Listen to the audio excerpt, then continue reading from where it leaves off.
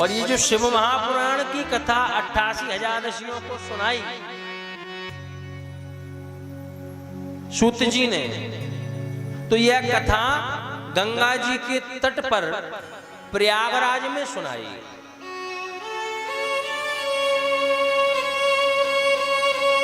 यहां गंगा यमुना गोदावरी इनका संगम है। उस पावन गंगा तट पर प्रयागराज में यह कथा 88,000 ऋषियों को सूत जी सुना रहे हैं। तो शौनकादि 88,000 ऋषियों ने हाथ जोड़ के पूछा, महाराज सूत जी, अभी तो ठीक है, आगे कलयुग आ रहा है। कलयुग में मनुष्य जो हैं वो असुर भाव के हो जाएंगे, कोई किसी के काम नहीं आएगा, कोई किसी को नहीं समझेगा। हम अपने घर के बड़े, तुम तुम्हारे घर के। भगवान को भजना जब छोड़ेगा तो उस मनुष्य का क्या होगा? तो शौनकादि ऋषि पूछ रहे हैं, बोले हमें आप कोई ऐसा उपाय बता दो, ऐसी कथा बता दो जिस कथा को, इस उपाय को हम करके हमारा भी उद्धार हो जाए, मनुष्य जाति का भी उद्धार हो जाए। कहते हैं भागवत कथा पितरों को तारती है। भागवत कथा पितरों को तारती है। और शिव महापुराण, बोले शिव महापुराण पितरों को भी और अभूतों को भी और भूत प्रेत को भी और जो जिस योनि में है उनको भी तार देती है। शिव महापुराण की कथा अभूतों को भी तार देती है और मनुष्यों को भी तार देती है।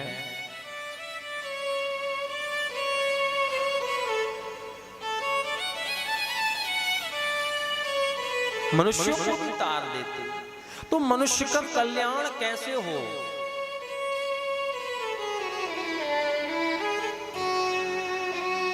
आप हमें ऐसी कोई कथा सुनाइए, पावन कथा सुनाओ। तो सूत जी महाराज ने वर्णन किया, बोले मैं आपको ऐसी कथा सुनाने जा रहा हूं जिस कथा को सुनकर के पापी से पापी मनुष्य भी प्रभु की भक्ति में लग जाता है। पथभ्रष्ट मनुष्य भी जो गलत मार्ग पर चला गया हो वो भी सही मार्ग पर आ जाता है। इसके मेरे पास कई प्रमाण हैं, मेरे प्रत्यक्ष जीवन में है, मैं आगे कथा में आपको बताऊंगा। हाँ जी कि हाँ जी? क्यों? जो पथ से भटक गया है वो प्रभु के चरणों में कैसे जाए, उसको उद्धार कैसे हो?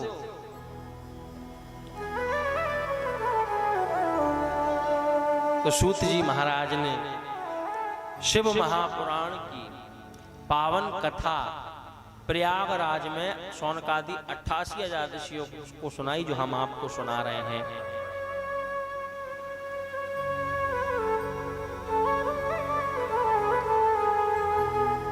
पापी से पापी मनुष्य भी तर सकता है। सूत जी महाराज कह रहे हैं, बोले हे ऋषियों, बात उस समय की है, एक बार की बात कि एक देवराज नाम के ब्राह्मण की कथा। एक ब्राह्मण था जिसका नाम था देवराज। उस देवराज नाम के ब्राह्मण की कथा सुनाई। बोले एक देवराज नाम का ब्राह्मण था जो कि पथ से भटक गया था, सही रास्ते से गलत रास्ते पर चला गया था। वह गलत रास्ते पर चला गया, उसका उद्धार इसी शिव महापुराण को श्रवण करके हुआ। बोले महाराज कैसे? तो सूत जी महाराज शिव महापुराण के महात्म्य में वर्णन कर रहे हैं। बोले आशीत किरात नगरे ब्राह्मणों ज्ञान दुर्लभा दरिद्रो रस विक्रेता वेद धर्म परामुखा।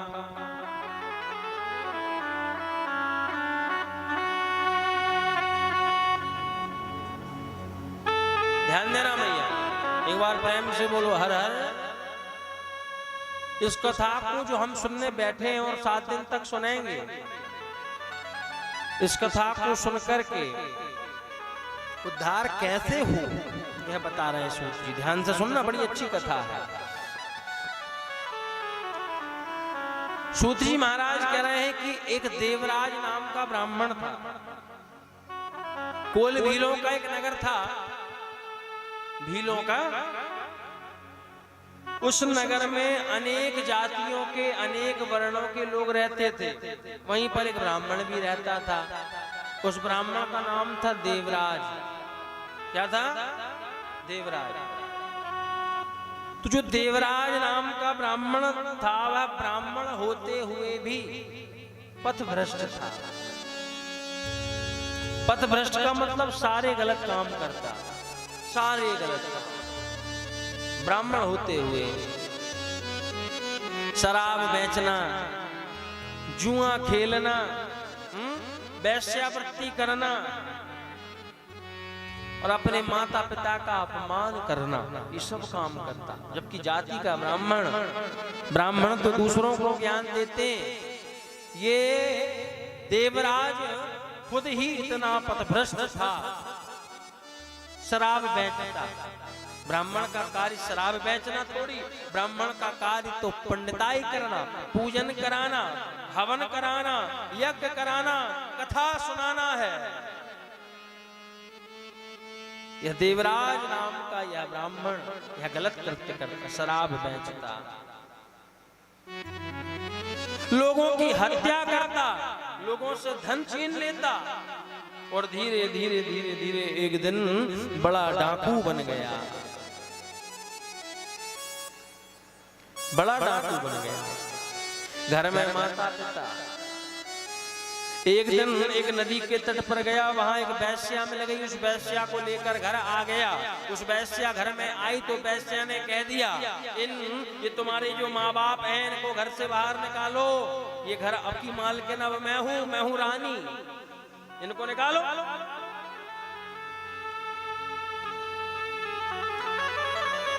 उस वेश्या के कहने पर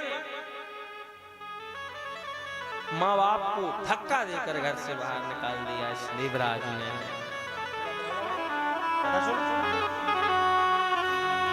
माँ बाप को धक्का देकर घर से बाहर निकाल दिया। वेश्या ने कह दिया, आज से इस घर की मालकिन मैं हूं। अब इस घर में मेरे अलावा और कोई नहीं रहेगा। मैं केवल मैं रानी, मैं महारानी बन के रहूंगी। जब इसने कहा तो उन माता पिता को इस देवराज, इस दुष्ट ने आज धक्के दे करके घर से निकाल दिया। माता पिता को निकाल दिया, वेश्या का संग करने लगा, उसके साथ रहने लगा। देखो मैयाओं, कथा का काम है सन्मार्ग दिखाने वाला, सही मार्ग पर ले जाने वाला। वही तो कथा है। ये कथा सबने सुन रखी है। जो संस्कारी होती है ना, जिनमें संस्कार होते हैं, जो संस्कारवान होती हैं, चरित्रवान होती हैं, वह कभी भी ये नहीं कहेगी अपने पति से कि अपने माँ बाप को घर से निकालो। जो चरित्रवान होगी, जो संस्कारवान होगी, वो कभी भी अपने सास ससुर को घर से निकालेगी क्या? नहीं निकालेगी।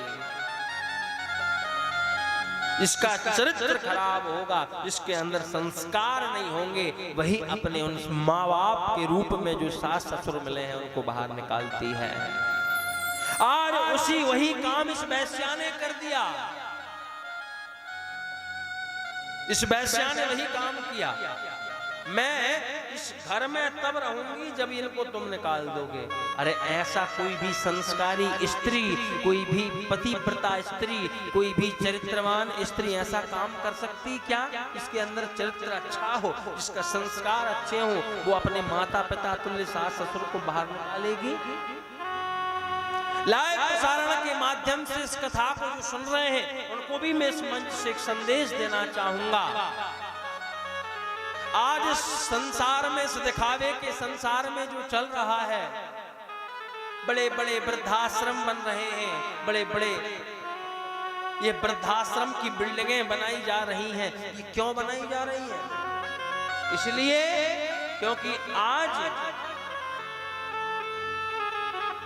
जब बहू घर में आती है तो बहू ज्यादा से ज्यादा 1, 2 महीना, 3 महीना, 5 महीना काटती है और 5 महीना निकालने के बाद में कह देती है कि अब मेरा अधिकार है इस घर पे, अब अपने माँ बाप की व्यवस्था कहीं और कर दो। या बुढ़ापे में जब वह बूढ़े हो जाते हैं तब इनकी व्यवस्था वो कहीं कर दो। अरे क्यों कर दो? कभी अपने माँ बाप से, जो अपने पति के माँ बाप को बाहर निकालती है, कभी उसके माँ बाप को घर से बाहर निकाले अगर कोई, कैसा लगेगा? माँ बाप को वृद्धाश्रमों में जाना पड़ता है। मैं तो यही कहता हूं, जो चरित्रवान है, जो संस्कारवान है, जिसका चरित्र अच्छा है, जिसके संस्कार अच्छे हैं, वो कभी भी ऐसा कार्य नहीं करेगा। इस वैश्या का तो चरित्र भी खराब है, संस्कार तो इसमें फिर होंगे। वैश्या है, इस वैश्या ने आते ही कह दिया इनको निकालो, हटाओ, आज से मैं इस घर में रहूंगी, इनको भगाओ। भगा दिया माँ बाप। उस वैश्या की बात में आकर के धन चोरी करने लगा, डाका डालने लगा, राजाओं के यहाँ जाता, चोरी करके धन लेकर आता, पैसा उस वैश्या को देता। जब खूब सारा धन इकट्ठा हो गया, खूब सारा धन चोरी कर लिया इसने बड़े बड़े राजाओं का, धन उस वैश्या को दे दिया। तो वैश्या ने सोचा कि ये तो चोर है, चोरी करता है, एक दिन पकड़ा जाएगा, कोई पकड़ के इसको जेल में डालेगा, फांसी दे देगा, उसके साथ में मैं रहती, मुझे भी फांसी होगी, इसलिए अब धन तो बहुत हो गया, इसको मार दो। अपने कुछ वैश्या ने अपने कुछ साथियों को बुलाया और उसको मारने का प्रयास किया। भागा अपने प्राणों को बचाकर। कौन? देवराज नाम का यह ब्राह्मण। तो लात मार करके इस देवराज को भी, इस ब्राह्मण को उस वैश्या ने घर से बाहर निकाल दिया। बोले अब तेरी कोई जरूरत नहीं है, ये घर भी मेरा, ये संपत्ति भी मेरी, ये धन भी मेरा, चला जा यहां से, चला जा। वह देवराज नाम का जो ब्राह्मण था, जिसने उस वैश्या के लिए अपने माँ बाप को घर से धक्का देकर निकाल दिया, आज उसी वैश्या ने इस देवराज को उसी के घर से धक्का देकर के बाहर निकलवा दिया। रोने लगा, आंखों से झड़झड़ आंसू बहने लगे। इस वैश्या के चक्कर में, इसकी कुसंगति में मैंने मेरे माँ बाप को भी निकाल दिया, आज इसने मेरा घर छीन लिया मुझसे, चल दिया। भूखा प्यासा रोता बिलखता भटकने लगा चारों तरफ। अब मैं कहाँ जाऊं? अब तो मेरा कोई आसरा नहीं है, अब मैं कहाँ जाऊं? भटकता भटकता प्रयागराज पहुंच गया, गंगा जी के किनारे। प्रयागराज पहुंचा, वहां पर एक शंकर जी का शिवालय था, शंकर जी का मंदिर था। उस शंकर जी के मंदिर को देखा तो वहां पर भंडारा चल रहा था। मैयाओं ध्यान देना। वहां मंदिर में प्रयागराज में पहुंच गया। प्रयागराज में गंगा नदी के तट पर एक बड़ा शंकर जी का शिवालय था, मंदिर था। उस मंदिर में भंडारा चल रहा था। देवराज ने सोचा, बोले बोले बोले बड़ा भूखा हूँ, बड़ा भूखा था, बड़ा प्यासा था, जाकर के और वहां मंदिर में चला गया और बोले मैं भी भंडारे में कुछ खा पी लूं। कुछ खाया, भंडारे में भोजन पाया और भोजन पा के नींद आ गई तो उसी मंदिर में लेट गया, शंकर जी के मंदिर में। और जैसे ही लेटा नींद लग गई, रात्रि हो गई। तो उस मंदिर में अब देखना संयोग, उस मंदिर में 1 महीने की शिव महापुराण की कथा हो रही थी। एक पंडित जी 1 महीने की शिव महापुराण की कथा सुना रहे थे।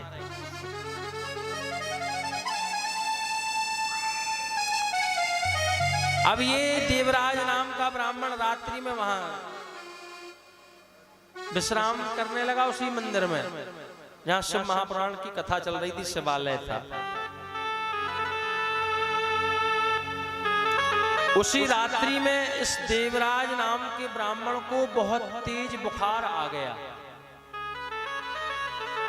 बहुत तेज बुखार आ गया, ज्वर आ गया। जब बुखार आया तो उसके शरीर में कष्ट हुआ।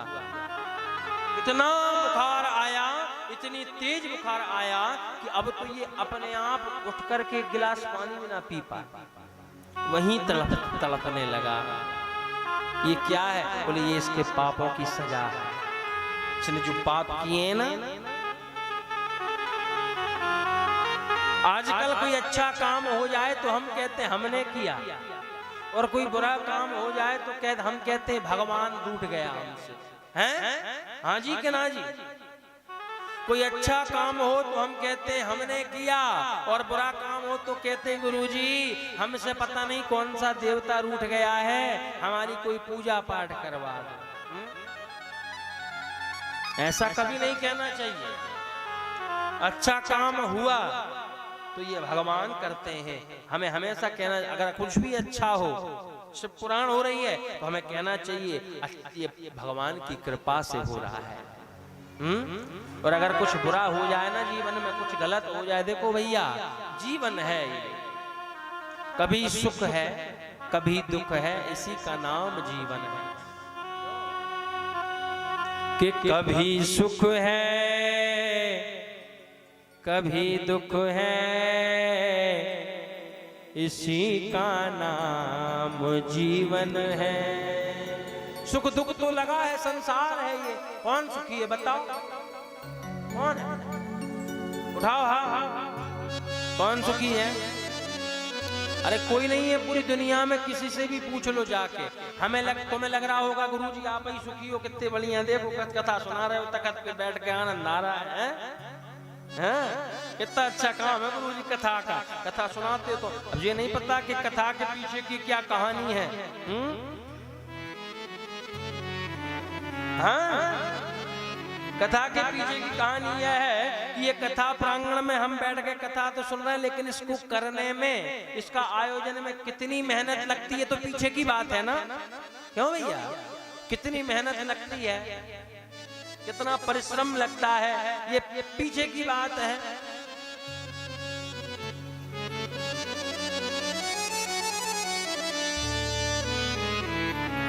कितनी मेहनत लगती है, बड़ी मेहनत लगती भैया, ऐसे नहीं हो जाता, बड़ा परिश्रम लगता है। तो हमें आपको हमारा काम अच्छा लग रहा है, गुरुजी का काम बढ़िया, गुरुजी को श्रोताओं का अच्छा लग रहा है, श्रोताओं का बढ़िया, 3 घंटे बैठ के शांति से कथा सुनना है? नहीं, दूसरे से पूछेंगे हमें उसका अच्छा लगेगा, ये इसका घर अच्छा लग रहा है हमें, तो दूसरे का हमेशा अच्छा लगता है। हाँ, इसलिए दूसरे को सुख को देख करके हम सोचते हम दुखी ज्यादा है। अरे सभी दुखी संसार में मैया, सब दुखी, कोई सुखी नहीं है। कोई तन दुखी, कोई मन दुखी, कोई धन में न रहते उदार, कोई तन दुखी कोई मन दुखी, कोई धन बिन रहते उदास, थोड़े थोड़े सब दुखी, सुखी प्रभु के दास। कोई तन से दुखी है, भगवान की कृपा से रुपया पैसा धन जायदाद बहुत है, लेकिन शरीर से अगर कोई कष्ट है, शरीर में अगर कोई दुख तकलीफ लग जाए, हैं जैसे शुगर की बीमारी बहुत चल रही, शुगर हो जाए, भगवान की कृपा से पैसा तो इतना है कि शुगर की शक्कर की चीनी की पूरी फैक्ट्री खोल ले, लेकिन अगर शुगर की बीमारी हो जाए तो एक बूंद भी खाने से मना कर देगा डॉक्टर। हाँ जी के ना जी, क्यों मना कर देगा डॉक्टर। अब तुम चाहो तो शक्कर का चीनी का ट्रक भी खरीद लो, लेकिन खा नहीं सकते तो किस काम का धन। तो कोई तन दुखी, खूब भगवान की कृपा से रुपया पैसा सब कुछ है, घर में कोई कमी नहीं है, लेकिन कोई मान लो हार्ट की बीमारी हो जाए, डॉक्टर कह दे कि भैया सुनो ज्यादा तेल मत खाना, घी मत खाना, मिर्च मत खाना, मसाला मत खाना, हम नहीं जानते मर जाओगे चल बसोगे, डॉक्टर कह देता है। बोले क्या करें, बोले परहेज करना पड़ेगा। तो परहेज, भगवान की कृपा से करोड़ों रुपए की संपत्ति हो, लेकिन अगर शरीर में कष्ट लग जाए तो परहेज करना पड़ता है। क्या, वही मूंग की दाल और बिना घी लगी रोटी, भूसे जैसा भोजन करना पड़ता है। हाँ जी के ना जी, क्यों भैया। तो भैया कोई तन दुखी, भगवान की कृपा से धन की कमी नहीं है, लेकिन तन दुखी, तन में कष्ट है, सब कुछ होते हुए भी खा पी नहीं सकते। कोई मन दुखी, कोई मन से दुखी है, कोई धन दुखी, कोई धन से उदास है, किसी के पास पैसा नहीं है, 2-2 रुपए के लिए परेशान है। मजदूर वर्ग का व्यक्ति होता है, वह मजदूर रोज जाता है, रोज तगाड़ी फेंकता है, मेहनत करता है, दिन भर मेहनत करता है, शाम को 300-400 रुपए जो भी मजदूरी मिलती है उससे गुजारा करता है। तो कोई धन बिन रहता है उदास, और कोई ऐसा होता है कि 400 नहीं 4000 रुपया ऐसे फेंक देते हैं। तो भैया सुखी तो संसार में कोई भी नहीं है, इस दुखी तो सब है, थोड़ा थोड़ा दुख, क्योंकि ये जीवन है, ये संसार सागर है। अगर सुख ही सुख हो जाएगा तो इंसान से इंसान कहना बंद कर दोगे तुम। अगर सब सुख ही सुख मिल जाएगा तो तुम भगवान को भजोगे,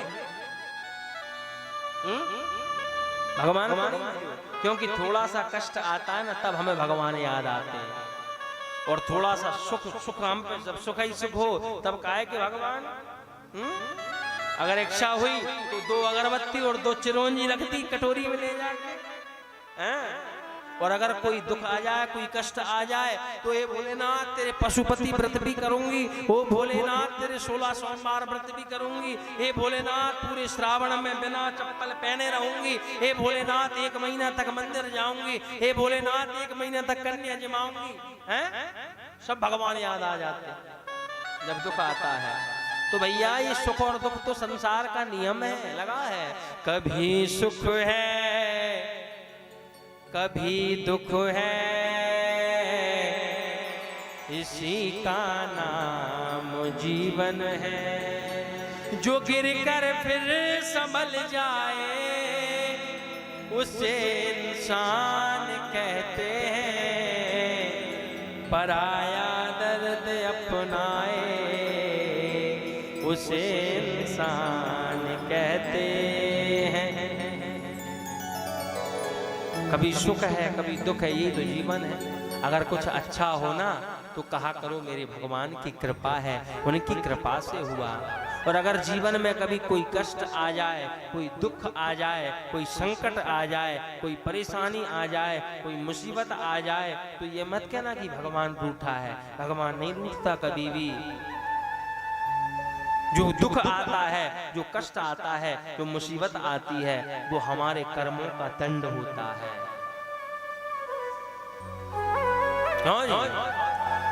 कोई भी अगर मुसीबत आए, दुख आए, तो समझ लेना कि हमने पहले कोई गलत काम किए हैं, कोई गलत कर्म किए हैं, उन कर्मों का फल मुझे आज भोगना पड़ रहा है।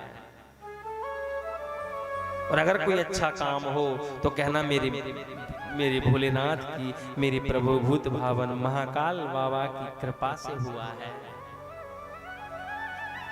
हाँ, और कोई भी दुख आता है वो हमारे ही कर्मों का फल होता है। मेरे भगवान थोड़ी सुख किसी को दुख देते हैं, ये हमारे कर्मों का फल होता है। क्यों?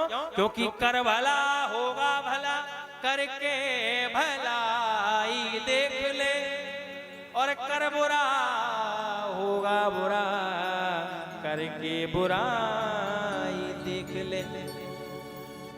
हम भला करेंगे तो हमारा भला, और बुरा करेंगे तो हमारा बुरा। हमने पहले कोई ऐसा गलत कर्म कर दिया होगा, वो हमें आज भोगना पड़ रहा।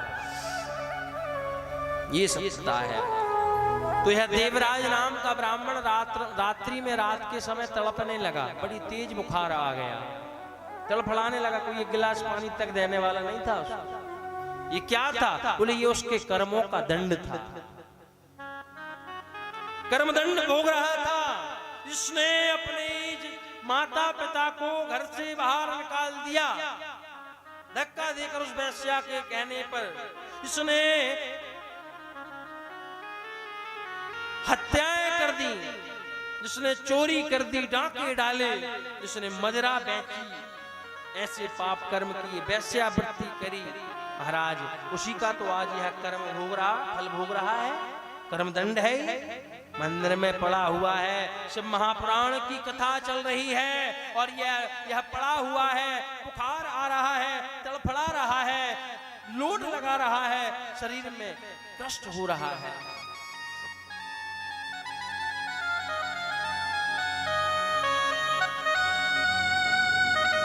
एक महीने तक, ध्यान देना भैया, एक महीने तक यह देवराज नाम का ब्राह्मण उसी मंदिर में पड़ा रहा, बुखार के मारे कष्ट भोगता रहा। एक महीने तक ना तो इसको पानी पीने के लिए मिला, ना इसको भोजन करने के लिए मिला। कौन दे?